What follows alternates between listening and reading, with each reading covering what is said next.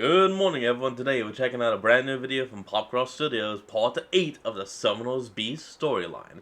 Let's hop in and watch Tayrun vs. Tarsa, the Summoner of Beast versus the Mother of Beast, who can truly command them all. And of course, commanders are My spectral. mind raced in the fleeting seconds before I had to start saying my summoning cast. The far too eager menace, Tarsa, and her own cybernetically altered slime monster leered down at me in the midst of the destroyed city around us. My instinctive thought was to summon Gojiralith to face her, but he had just been through a huge battle himself and nearly died from Cypharamov's demon infection. Wellerman was my second choice, but again, he had just been through a huge battle as well. Panchakuta, being a colossal beast, may be able to stomp this creature, but I imagine Tarsa would not have called upon this beast without knowing it had some immense strength or skills waiting to be revealed. I felt I needed a creature with its own unpredictable abilities, something beyond what you could see or guess from looking at it. I call upon the aid of Ontet. Summon forth, great beast. A swell of golden light appeared beside me. I hoped I had chosen correctly. After Tarsa not only threatened all my friends, but also my love Kayla, I wanted to show her that she was not as formidable as she believed herself to be. And if I did best her in this challenge, even if that did infuriate her enough to try and lash out, at least she didn't actually know who Kayla was or what she looked like. Or, so was true for a moment, anyhow. "Catch, handsome," a voice said as the light summoning my elephant-sized golden pharaoh ant began to clear. I raised my left arm, as my right was too badly injured to catch with, and grabbed a longsword from my own collection out of the air. Leaping off the pharaoh ant next to me, in armor I'd once given her, was my love Kayla, with her biomechanical partner and physical enhancement, Charlie, attached to her arm, converting it into a futuristic cannon. She held the weapon aimed at Tarsa, looking confused as she glanced up to her creature, but taking it in stride. "What are you doing here?" I asked, both excited as I always was to see her, but also anxious to have her present around a force like Tarsa. "As soon as Tarsa took you, Alexis called and told everyone what was happening. A bunch of us scattered to grab onto one of your beast summons in case you called them in to protect yourself, hoping we'd be able to go along for the ride. I was going to grab Gojiralith at first, but something in me said you'd be more likely to summon Ontet, so I just went with it. Glad I did," she said, playfully bumping her shoulder into me and winking, still aimed at Tarsa. Tarsa looked from Kayla back to me. "Well, isn't that convenient? It looks like I won't have to put any effort at all into learning who your little lover is." There was a pause. Kayla then muttered, crap, forgot about that. "Oh, I'm thinking I maybe should have not come in with so much romantic swagger, huh?" Charlie chimed in as hyperverbal as ever. "I'm getting the sense that we missed a few things, but I'm assuming that since Tarsa has a monster and you just summoned a monster, but Tarsa isn't actively trying to kill you, at least not right this second, that you two were about to have a monster summon battle. Do I have that right?" I turned the longsword Kayla had tossed me and aimed its tip to the ground. "You're correct, Charlie. I appreciate you both coming to help, but Tarsa and I already have an arrangement. I allow her to test what her new Archon powers can do through a beast battle, and then she allows us to return home. Isn't that so?"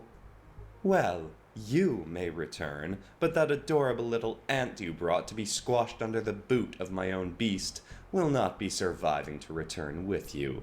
I glanced anxiously over to my pharaoh ant. Her being killed trying to protect me was an unacceptable outcome, but I also wasn't even certain whether I could survive that. With my own... Every Beastmaster knows to lose a beast is to lose yourself. Body linked to the creatures I summoned, I could feel their pain during a battle, so would I die with them as well? I tried to stand tall and confident as I asked. "But if Ontet does win, you allow us to leave? No deceptions or tricks?" "Of course. Don't you trust me?" I didn't respond, but immediately my gut said no. It was nice to hear that I could get some sort of distinct answers. It had told me to trust Toralei, and that had worked out. In a sense, anyhow. True. Hopefully, even if Tarsa did intend to go back on her word, this meant that calling on Tet had been the right thing to do, as my gut had instructed me on that as well. Kayla suddenly stepped back over to my pharaoh ant and put a hand on her head. "Fine by me, but if your monster gets a mechanical upgrade, then I think Tayrun's should too. Charlie?" "Oh, this is gonna be awesome." "If you please." Charlie began shifting and sliding off Kayla and onto Ontet's head. With my bond made to the creature, I could feel its confusion, but I was also able to calm its mind and assure it that Charlie was an ally. Okay, yeah, I can do this. I don't know what exactly I'll be able to do for the Pharaoh Ant, but I might even be able to enhance its... Oh, wait, no, I'm not going to mention its abilities because I can hear Tayrun's mind thinking that we should keep that a secret. Hey, isn't it weird that I can have a connection to Tayrun's mind for once through Ontet, since I can't actually attach to Tayrun without knocking him out since he's an overseer? Tarsa sneered. This is some crazy shit. Oh, I am loving this. That thing ever shut up? You shut up, Kayla and I responded in unison. One of Tarsa's tentacles raised and converted into a spinning blade once more. If you enjoy having tongues, I suggest you mind yours. I like Charlie. He's Charlie was awesome able now. to spread himself far enough to transform Ontet's entire head. The ant creature's antennae merged with the cobra-like crest on its head and converted into a sort of mechanical cannon, like Charlie often made for Kayla. I wasn't certain what that would do against Tarsa's enhanced slime beast, but surely Charlie would be at least some form of assistance in this battle.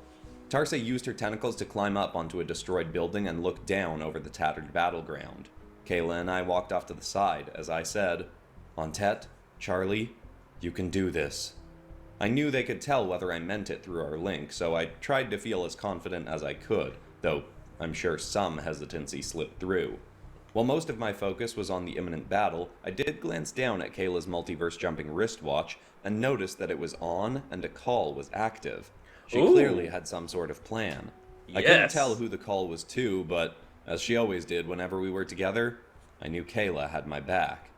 That helped me stay as focused as I needed to be on the battle. Before I felt fully ready, Tarsa proclaimed, Begin! Her two-armed purple slime beast charged towards Ontet with unexpected speed. Charlie promptly fired glowing blue balls of energy at it, but they barely dented into its flesh, then dissolved and its body reformed.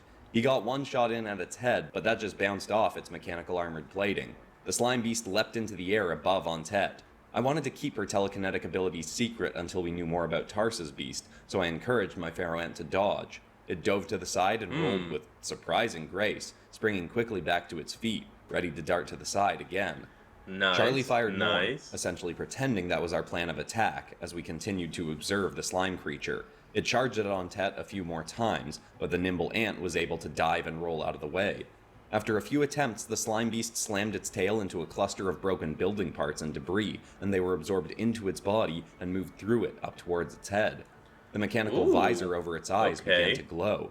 It spread its maw wide, and in a burst of purple light, fired a chunk of concrete from within it at Ontet. The shot moved too fast to avoid, and my beast was struck in the side and knocked over. Thankfully, she rolled through the hit and sprang to her feet quickly.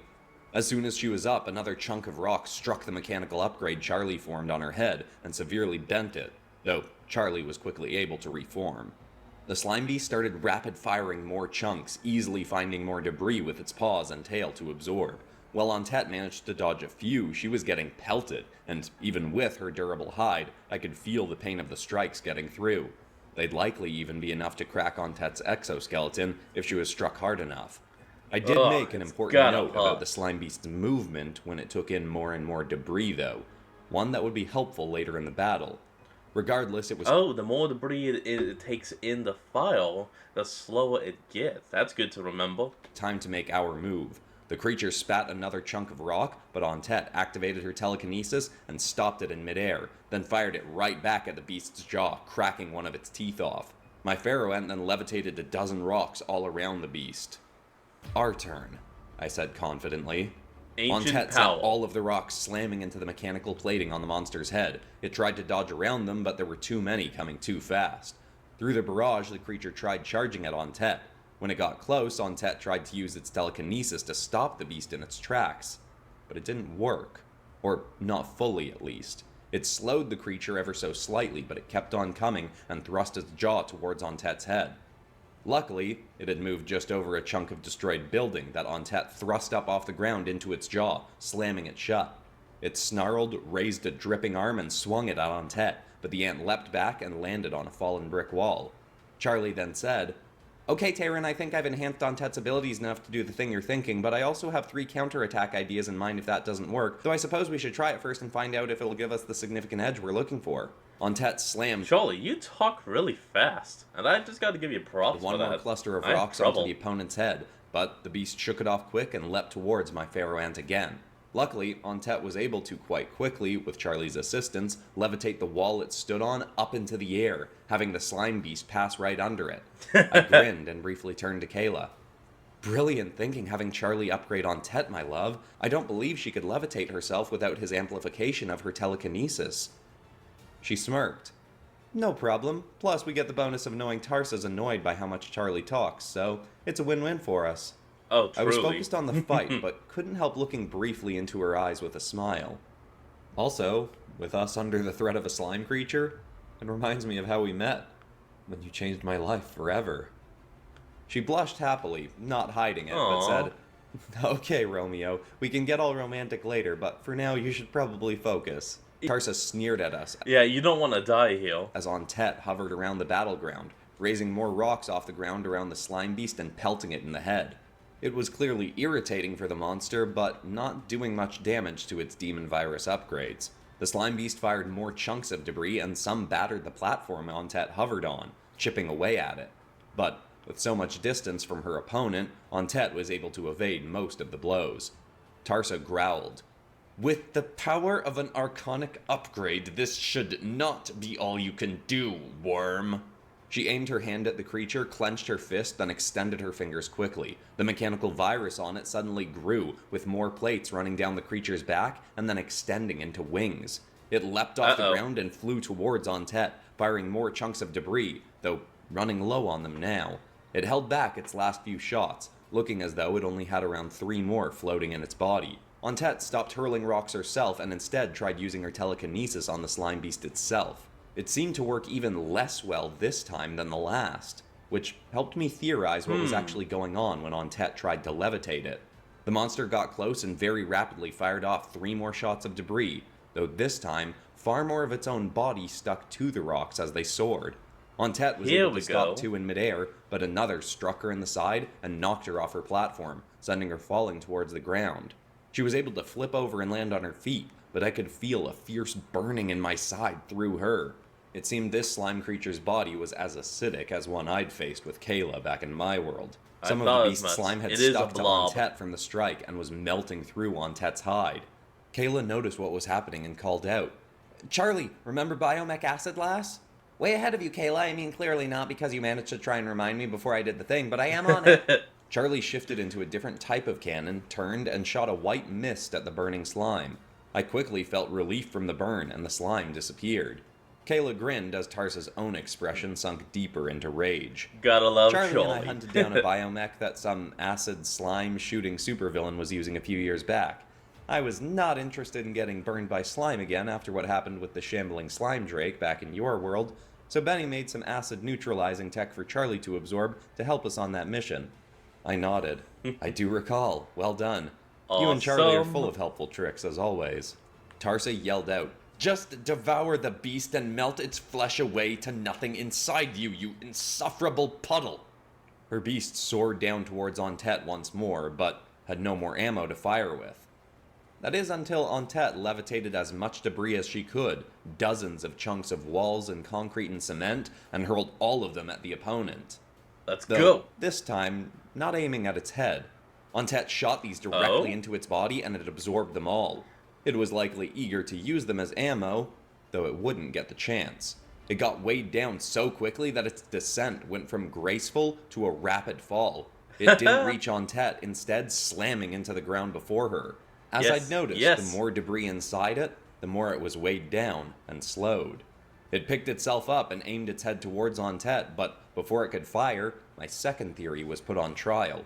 Ontet targeted all the debris now in this beast's body and easily raised it into the air. It writhed and shook but couldn't get free. It tried spitting some of the debris out, but Ontet kept it held in the creature's body. The Archon virus may have been protecting the creature from telekinesis, but the rocks and debris inside it were not so safe. I looked over at Tarsa. Had you not already killed this creature by merging your stolen virus with it, I'd feel bad doing this. so I appreciate you making this morally easier for me. Yeah, Ontet used its thanks. telekinesis to tear every piece of debris out in different directions. They pulled with them chunks of the beast, ripping it apart and leaving its mechanical upgrade to fall to the earth, with no creature left to enhance. Ontet And kept the slimy acid-covered the rocks slime is held in the gone. air as we waited for Tarsa's reaction to this loss. She stood up Victory! on her tentacles and marched down towards us. I kept my summon held, waiting for imminent betrayal. Impressive for a meager overseer, but I am not yet satisfied with this test of my abilities. I will, however, remain true to the exact words I used, that I will permit you to return home to your allies and world. She landed down on her feet near us and shifted her tentacle once more into a spinning blade. Somewhat unharmed. Immediately, all Ontet's acid-covered rocks soared towards Tarsa, but she held out her hand and a green light emanated from it. All Oh the no. rocks Portal? stopped in midair. No. Ontet tried to keep pushing them through, but Tarsa was able to hold them back. She then clenched her fist and all the rocks collapsed in towards each other. In a horrible grinding sound, they all crumbled to dust. She Crap. released her hold and what remained blew off in the wind. Kayla pulled a short sword off her back. That ain't good. That just terrified me to think, whatever her backup plan was, it involved us actually having to fight Tarsa ourselves. Tarsa was within feet of us when she asked, "Which of you wants to be the message for your friends of what happens if you attempt to stand in the way of my plans to come?" Kayla muttered, "Really? Hey, your beast still got its ass kicked. Starting to see why Astra hates her mom so much." A different kind of rage burst into Tarsa's eyes. This one lacked the sadistic joy of her usual demeanor. "You, then." You're hearing this, right? Anytime now, Alexis," Kayla yelled. Tarsa's Finally, claw shot Reaper. towards Kayla. I swung my longsword, but only managed to bump the limb ever so slightly. It still snatched around Kayla's breastplate and yanked her towards the spinning blade. I used Ontet's telekinesis to pull Kayla's body in the other direction, but it was barely strong enough to resist Tarsa's strength. Tarsa kept pulling Kayla slowly closer against the pull of the telekinesis, while also inching her blade forward. Ontet tried to stop the bladed tentacle as well, but like with Tarsa's infected beast, Ontet's telekinesis didn't work on Tarsa's own limbs. Damn it, I why ran is between that? Kayla and the blade, trying to push her back, but instead being slowly pulled forward. Tarsa shrugged. "If you insist, I can go through you to get to your little lover. It wouldn't be the first time I've impaled a feeble man thinking he could save his love from my might. Though I'd have preferred for you to be alive when I go to your world and infect every creature and being alive with my archonic virus." Oh, damn. No matter how much I tried, I couldn't push Kayla away from the approaching blade. So, wait, does that mean that Mytholethal Tulsa actually... Oh, crap. Oh, deal. She called out again. "Seriously, Alexis, where are you?" I could feel the wind slicing off the blade as it got closer. The wound in my shoulder burned as if reminding me of the pain about to come. Tarsa snarled. "Did you really think I'd not detected your little call? Whoever you hoped to bring here, I scrambled the message enough to send them to the opposite end of the multiverse. None of your precious friends are coming to save you." That is true. Ooh, what A the... chilling voice bellowed around us. A red floating portal made of churning blood and bones appeared in the air next to us. Oh, a shit. 9-foot-tall black and red figure with a massive eye in his chest marched out with his fists clenched. Just the presence of the Archon demon Eldrorok made me want to curl up in a ball and Oh, hide. shit. With a movement almost too fast to see, he grabbed Tarsa's Isn't that the head of the Alcon demons? bladed tentacle, and its end instantly crumbled into dust in his hand. She sneered, but didn't retreat, instead dropping Kayla next to me and reeling in her still remaining tentacle. She clamped it to the ground beneath her and raised herself, to be slightly taller than Eldrorok. Another portal opened, this one made of pink and white shrieking doves and locusts. What It the- appeared on our other side, and through it flew the pink insectoid Archon, Romillisect. Wait. So... okay, I gotta remember, these Archon bodies were created by Fia herself, and of course they each embody a feel. A feel of apparently blood and death, a feel of insects, a feel of technology. both new and old, a fear of weather, and I think that's it. Earth then shook as the towering 70-foot-tall orange kaiju archon, Never mind. Kaiju appeared. Well, so it is Ooh, true. my The favorite. television-headed orange archon, Psychoperdelict muttered, appearing in a swirl of black and white glitching My lines. favorite. I can't believe all this time nobody has torn your limbs off and beaten you to death with them, but here you are in the very much stolen flesh. I'm almost impressed. I am not. Eldrorok stomped closer to Tarsa, but astoundingly she held her ground, out of what I would assume to be arrogance, not bravery. When our playthings meet their end, it will be by our hands, not those of a traitorous whelp like you. I was too fascinated by the situation to be offended about Love being it. referred to as a plaything. Red Archon, I recognize that monotonous droning voice. Come to hand over your powers to me? How unexpectedly generous. She thrust her hand right onto the eye in the middle of his torso and squeezed it. I noticed, ever so slightly, the mighty Eldrorok winced. But he quickly then grabbed Tarsa's arm in one hand and effortlessly shoved her back with the other. She fell to the ground, but her arm remained with him, torn from her body. She Yes! shrieked out in pain in a horrible sound I never Look, Archons, if y'all can kill her right here and now, I will forgive 5% of your crimes against humanity. expected to hear from her. She looked back up at the Archon as she said, "All of your powers will be mine. Then you can watch from the other side as I reshape your entire precious multiverse in my own image." He held a single finger towards her. You will not get the chance. He flicked his finger, but nothing happened. Suddenly, a portal of green and red swirling liquid appeared beneath Tarsa. "You're not nearly as all-powerful as you think, Red Archon." She vanished into it and disappeared. The other Like, Archons what? Let's looked at go. Eldrorok confused. Psychoperdelict asked, Big boss man, did you mean to do that? Of course. he said, almost a little too quickly. Her having Cypheramov's abilities changes nothing. You may all still have your little game.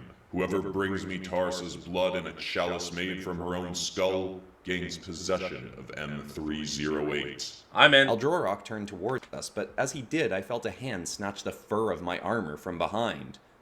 As for your deal with Fantarel, His words were cut off as a portal closed in front of me. Kayla and I had both been yanked out of that dimension to the entryway right outside our base of operations, the Sharp Tank, in dimension A016. Before even processing what happened, I called out, "I release my summon. You may return from whence you came." I felt my connection to Ontet and Charlie disappear, as both were transported back to where they'd been in my world prior to being summoned. I then turned to see Toralei, Astra, and Alexis all standing uncomfortably together. I looked down to Toralei's arm and saw she still had Astra's Overseer runes. "Did you lock the Archons out of this world?" She nodded. "That's right, so they can't pluck off my fingers and toes and make me eat them so long as I'm hiding here. I Oh, told God. the other Archons what happened with Cypheramov, knowing they'd probably want to kill me for what I'd done, but figuring they'd be more interested in finding and killing Tarsa." That claim gave me even more confidence in my belief in Toralei's inherent goodness. Or, in the least, I suppose, her not-so-badness. She continued. "I Maybe let she can be Eldrorok redeemed. de-scramble the message your little girlfriend was sending to us all. Said I'd come with the Archons to help face Tarsa, but obviously I didn't do that." I nodded, eager to hear more. "Okay, well, what happens now?" She shrugged. "I suppose nothing much for me. Your world is safe from us Archons for now, Tayrun. I can't leave here without them coming after me, and none of the others besides Cypheramov had much interest in going to invade your world. So, hooray for you, rejoice, I suppose. Yeah, At least I get rejoice, to hang out rejoice. here with this lovely lady." I assumed she meant Astra, but she put an arm jokingly around Alexis. "We're really quickly becoming good friends." Alexis sneered. "Get that arm off me or I'll cut it off." "Alrighty then," she said, removing it and leaning up against Astra instead. I shook my head. The threat to my world isn't done. I assume Tarsa isn't one to make empty threats, and she spoke of her intent to invade my world herself, using Cypheramov's virus. Whether she does it now or after she attempts to steal more of the Archon's powers, I need a way to protect my world from her. Toralei, you saved my life, back in Tarsa's prison and just now. You did that despite it meaning the other Archons learned that you'd worked with us against Cypheramov and intended to lock them out of my world. Alexis interrupted. It's a brave move. Yeah, but Toralei realized that Cypheramov would have ratted on her to the Archons from the other side. It wasn't that noble for her to admit it to them herself. Toralei waved a hand at Alexis. Sure, she say nice things about me. People don't do that to demons very often. Go on, Tayrun. I had a sense about you from the first day I found you in my world, that you're not actually that bad. Seeing how eager you were to protect the village of Sethiel, I'm getting the sense that you'd also do a pretty good job protecting my whole world. So, I looked down at my own overseer runes as I continued. I think I might have another idea that'll give us both what we want. Tayrun, what are you thinking? I mean, I think I know what you're thinking, but... oh boy, I hope it's not what I'm thinking. Like, giving up your overseer abilities means for her permanently? Actually, no. Hell, if you just craft a whole new body, you could technically then kill the Archon half and keep her alive, which could then give her a way of being the now rightful ruler of the overseer role, which could work in theory, but it's all a theory. In art theory. I'm sorry. We are coming right on down to the end of this series. I may actually be able to finish it in one more episode, maybe two, we'll see.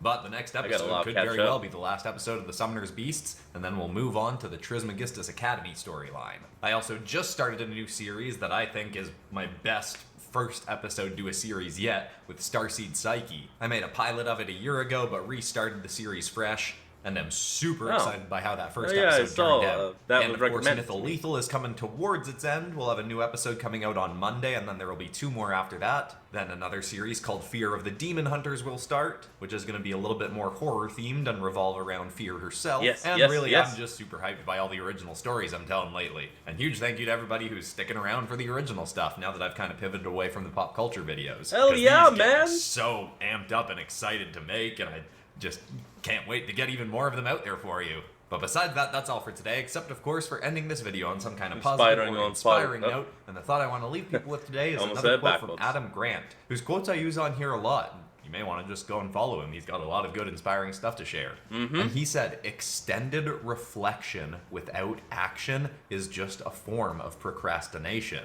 And essentially what he's saying there is, if you want to be really good at something like writing stories, it is good to read books on how to get good at writing stories, but if you spend too much time just reading other people's things on how to be good at something and not actually taking the time to put what you're learning into practice, then at a certain point it just becomes you procrastinating on actually practicing that thing. As you're reading books on how to be good at whatever it is you want to get good at the same time be working in time where you're actually putting into practice that knowledge. That is how you're going to get great at something. Boom. I hope that's inspiring. I love you all, and I'll see you all in the next episode on Monday. Goodbye. Alright everyone, well that's going to be the end of today's video, and I hope you all enjoyed this. Remember to like, comment, and subscribe for more. Link to the original will be in the description below, and I'll see all of y'all next time when we flick back on. Till then, this is Fox, signing out. Peace.